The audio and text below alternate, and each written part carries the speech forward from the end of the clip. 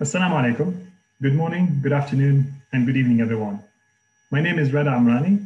I'm a petroleum engineer, and I'm here with you today to discuss how to harness the power of digital to navigate the energy transition. Now, before we start, in case you're wondering, what does a petroleum engineer have to do in a digital conference? Well, I also share the same curiosity.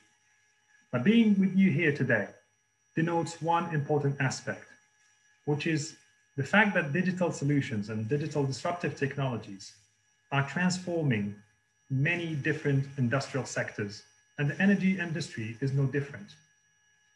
The strategies are being reshaped, the operating model are being redrawn, and all of that is enabled by the availability of cutting-edge, digital-based, innovative technologies. So in this presentation today, we're going to try to answer three main questions. Why, what, and how? The number one question is, why is the digital transformation impacting so many different sectors? Well, the energy industry is operating and is being reshaped by so many different driving forces. They all fall under the main four pillars, which are summarized here. On one side, you have an evolving operating ecosystem. On the other side, you have the advanced technologies that have been developed in recent years. And then you have other significant fundamental changes on the microeconomic and the macroeconomic scale. And all of these driving forces combined together are further embedding the impact of the digital transformation to reshape the energy transition and making it thrive through the energy transition. So let's look at these four pillars one by one. Number one is the changing technologies, or the evolving technologies that are readily available today. A lot of these technologies were specifically developed in scientific labs for very specific applications. Let's take the blockchain as an example. So the blockchain was there to support the development or the implementation of cryptocurrency. Today, blockchain are utilized in so many different other applications to manage end-to-end transactions in a completely decentralized manner and bring about more efficiency, more decentralization in those economic transactions. Advanced analytics, 3D printings, Internet of Things. Basically, whatever you have vast amounts of data that have been acquired that are sitting in data stores and servers, combined with the availability of superior computing powers, of cloud computing, all of these ingredients combined together are making those cutting edge technologies that were maybe very selective when they were first developed, becoming more mainstream, more democratized, and more affordable. You can see the cost of these technologies has significantly dropped. The cost of bandwidth, the cost of sensors, the processing power, the cloud computing, they're becoming more affordable. And large companies and small independents can now afford to leverage these cutting edge technologies in order to deliver superior productivity, accelerated decision making, better quality services and products, more informed decision making, and most importantly, cut costs or eliminate unnecessary costs to remain competitive. Next is the changing operating ecosystem. So what was traditionally the industry that was traditionally dominated by conventional oil and gas companies that we're all familiar with, we're now witnessing the emergence of new players entering the energy industries. Those are predominantly technology companies like Google and Apple and Tesla and GE. They come from different industries, but they found out that they can expand their business model into a new industry territory altogether. So they are penetrating the oil and gas, they're offering new products and services, and they're also forging new alliances with traditional conventional companies. We read in the media almost on a monthly or a weekly basis, new alliances between giant oil and gas companies and big tech companies as well, Microsoft and Google, for example. The demand or the demand model is also, or power consumption model is also changing. Societies and consumers are demanding more power, more energy, but more energy, more eco-friendly energy sources. So there is a visible shift today from hydrocarbon-based type of energies to electricity or renewable sources-based type of energies. There's a shift in the demographics. There's growing populations in emerging countries and emerging economies, but also the consumer behavior is now significantly changing.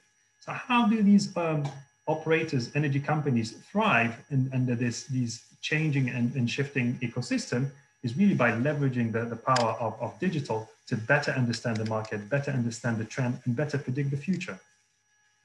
On the macroeconomic scale, a number of driving forces have been hardly impacting major oil and gas companies. In recent decades, for example, the oil and gas reserves have shifted and now are sitting in the hands of the national oil companies. What it does, it actually pushes the international oil and gas companies, whether major or independent, towards the more complex, the more expensive, the more technologically challenging, and the maybe less profitable oil and gas fields and place to develop. The energy industry has also been heavily pounded by the oil and gas price volatility. In recent years, that volatility has accelerated. In the last decade, for example, oil prices have peaked to 140 and plummeted to $25. And it causes a lot of disruption, a lot of uncertainty to oil and gas operators to decide what to invest, when to invest, whether the investment proposals are still economic and at what oil prices. There's also a changing regulatory framework and policy framework that's forcing companies now to propose more decarbonized energy sources, shifting away from the traditional oil and gas and maybe possibly coal to less CO2 intensive energy solutions. Civil society's behaviors is also changing, and civil society is now demanding more energy, and again, more decarbonized, less carbon intensive energy solutions. They are demanding and they are imposing that. And the policies are also following that demand by imposing new carbon taxes. And finally, the global economic recession that the world has witnessed and the slowdown in economic growth in emerging economies in China and India has slowed down demand, therefore putting more pressure on energy companies to remain profitable, to reduce their costs, to maintain profitability under dwindling oil price circumstances. And then finally is the changing macroeconomics. The oil and gas sector that was traditionally highly profitable industry, 16% was the total shareholder return back in between 2000 and 2007, has now plummeted to negative 9%. And what it means is that investors and banks are now moving their capital away from the oil and gas sector, or maybe favoring other industries and other sectors that are becoming more profitable. You can see at the top of the list, the IT and maybe big tech companies are now becoming the go-to industry for most investors to maximize their returns. A quick comparison between 2009 and 2019, we see how the top 10 companies in the world by market capitalization has significantly changed. We had 4 oil and gas companies or energy companies in 2009, top 10. None of them exist in 2019. It's overwhelmed and dominated by big tech companies. So there is a visible shift now in the market where investors are favoring other industrial sector. And what it does, this trend imposes more pressure on energy companies to become more nimble, more competitive, and demonstrate that they can retain profitability under plummeting oil prices. So they need to demonstrate that at $40 a barrel, they can remain profitable. So today, oil and gas companies have to rebalance their portfolio, focus on the low-cost barrels, the low-cost production, eliminating the complex, the expensive assets to operate and to develop. And that prioritization needs to be done by incorporating a large number of ranking criteria and assessment parameter that can only be delivered by the power of digital solutions. Let's look at the what. What is actually changing in the energy transition, and what's the impact of digital solutions?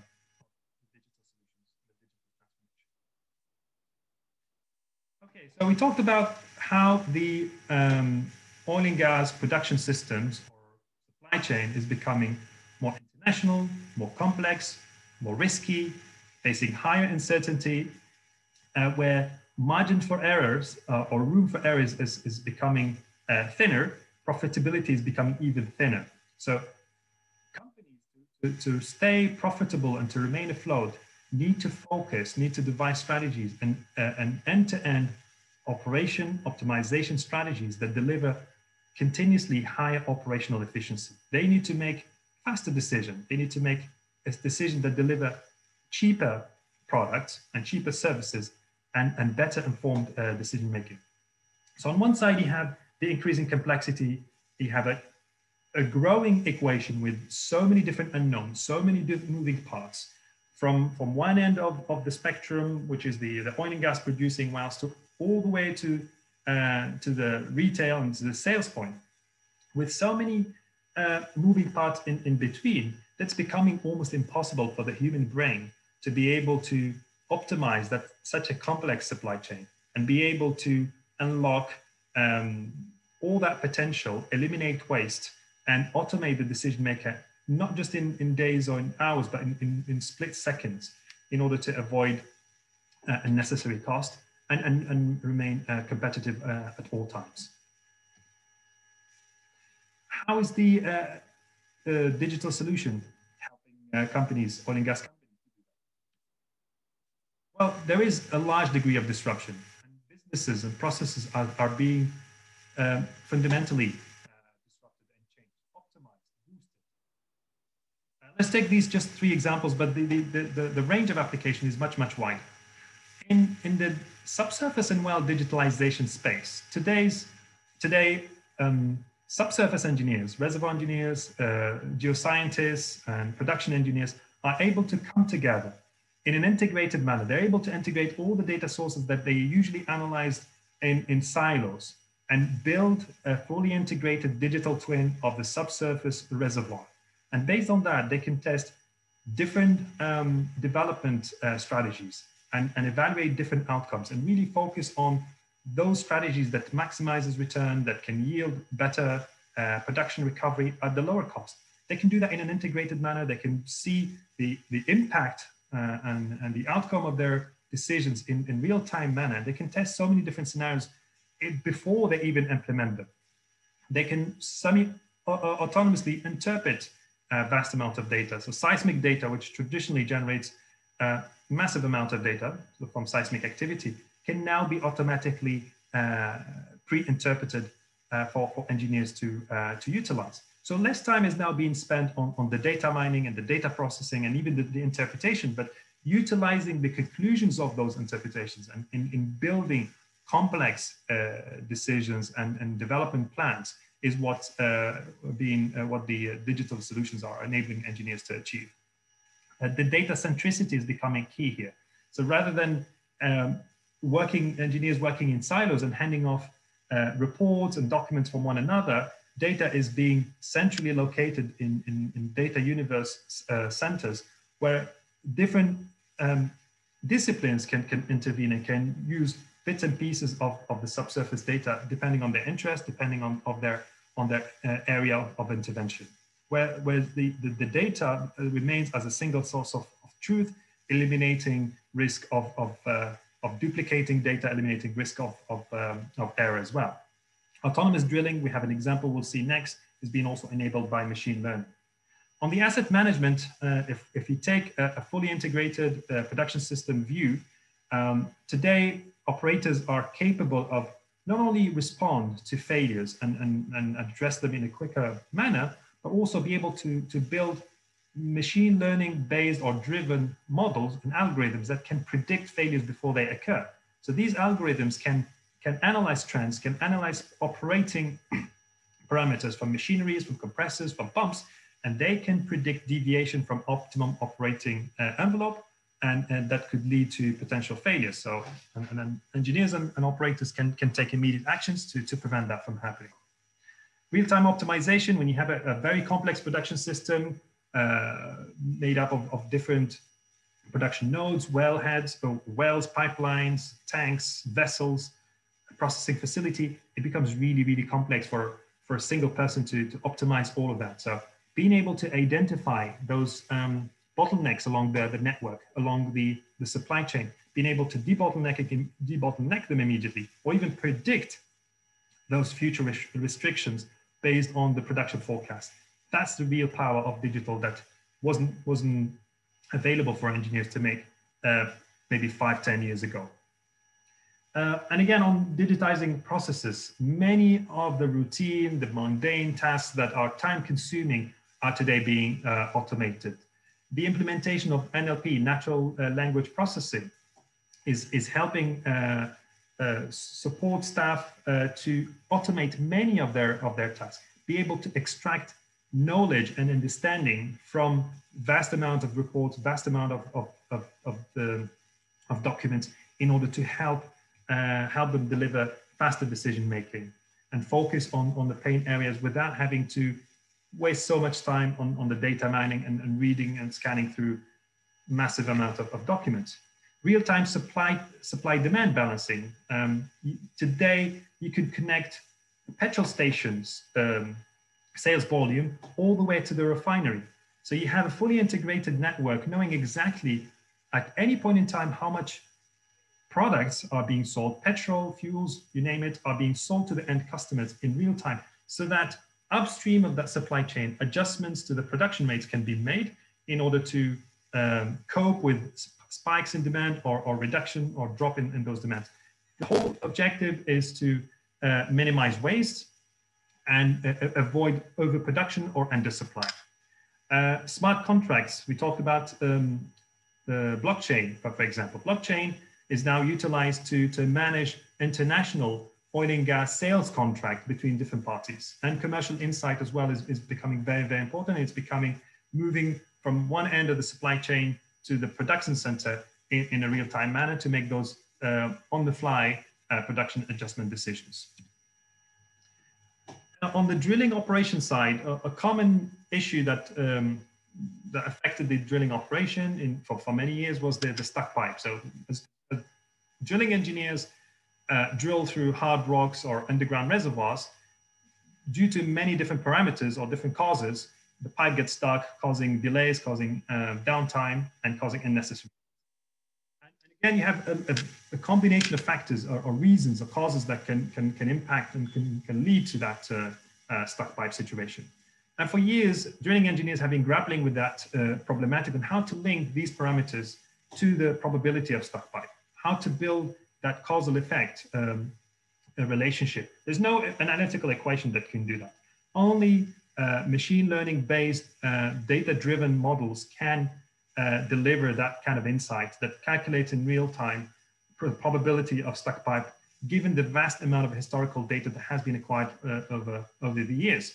And again, that's also enabled thanks to the cloud computing, the vast data transmission infrastructure that's today built, and the availability of all kinds of sensors that are embedded in the drill bit, on drilling rigs, all over the drilling operation that feeds real-time data for many years that provides fertile ground for applying machine learning algorithms. So next we'll look at the Algerian situation and economy. How is it being impacted? What are the threats and the opportunities that lay ahead of us? So as you know, Algerian economy is heavily anchored on hydrocarbon sales and exports. What happened in recent years is that oil and gas volumes available for export have been dropping due to the natural decline and depletion of our oil and gas reservoirs. But at the same time, there's a growing demand linked to the growth. So that leaves a reducing amount of net export volume. And if you add on top of that the dropping oil and gas prices, that leads to a reduction in oil and gas export revenue. So it's a really a challenging situation to face for the Algerian economy. And the solution could be enabled by digital solution. The question here is, how do we make sure that we preserve as much oil and gas volumes as possible? How can we ensure that we produce enough energy to satisfy national demand and be able to export more volumes for our internationally? So the complexity of the problematic here between how to align between supply and demand on the electricity is illustrated very well by this example, where we have a maximum production capacity of nearly 21 gigawatt. Yeah. However, the highest production, or the peak production, consumption peak on the hottest day is 15.6. So there's a big mismatch in between. There's an oversupply of electricity that leads to overconsumption of feedstock gas. If we were able to leverage the power of digital solutions by changing the outdated passive units to Internet of Things equipped smart appliances. So what stops us from having Internet of Things equipped electricity meters and maybe AC units that can in real time measure the power consumption, send it to centralized servers that are powered with a machine learning algorithm that can analyze in real time consumption trends of electricity and trying to predict in real time future trends of consumption so that electricity consumption production is matched to the demand in order to maintain constant supply of electricity and energy security, whilst minimizing waste along the supply chain. So really trying to balance supply demand in a real-time manner in order to have more available hydrocarbon products for export. Another example where we show how high-resolution satellite imagery combined with the power of image processing, pattern recognition, cloud computing, enabled a company to immediately detect a significant methane gas leak in the middle of the Sahara. As you can see, in January 2020, there was a main gas leak developed on one of the gas lines. And thanks to the power of image processing available from high-resolution satellite, tomorrow the drone footage can supply those images. And combined with high computing power, image processing algorithm, companies can actually detect in real time those events, and they can flag them to the right operator to take necessary action. As a result, you can minimize flared gas, or you can reduce fugitive gas. There are a complete waste to the gas volumes available for sale. So less leaked gas from our facility means more volumes of gas available for exports and more revenue for companies. So these are just two examples, but of course the range of applications is much wider, and we can talk about that endlessly. So in the end, I want to finish with maybe some advice on how we can achieve a successful digital transformation in the energy sector in our country. So some of the ingredients of success, I'd say, are maybe focus on people, process, and behavioral changes. These are equally important as much as technology. So the digital transformation is not just about transforming technology solutions, but also changing people's mindset, changing the behavior in our corporate world and the processes.